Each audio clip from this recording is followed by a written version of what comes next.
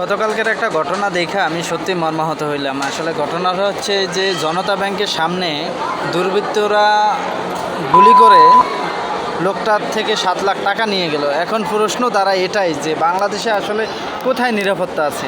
আমি তো দেখি না যে কোথায় নিরাপত্তা আছে।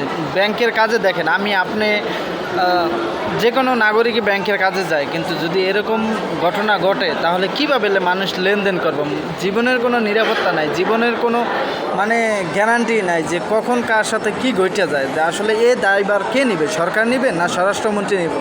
এখন আমি যদি এই কথা বলতে যাই বা আপনি যদি এই কথা বলতে চান, তখন হয়তো বা আপনারে কেউ আইসা গালমন্দ করবে। দেখেন যে বাংলাদেশের সবচেয়ে ভয়াবহ অবস্থাটা হচ্ছে যে বর্তমানে আপনি দেখেন বিভিন্ন জায়গায় কিন্তু আপনার সন্ত্রাসী হামলা, বিভিন্ন জায়গায় কিন্তু মারামারি, বিভিন্ন জায়গায় কিন্তু রাত্রে ডাকাতি হচ্ছে। হ্যাঁ, তো আজকের যেই জনতা ব্যাংকের সামনে যেই ঘটনাটা ঘটছে, আসলে এটা একদম অকল্পনীয় একটা ঘটনা যে একটা লোক নিজের টাকা নিয়ে যাইতেছে, যে পাশ থেকে গুলি করে তার থেকে টাকা নিয়ে গেল।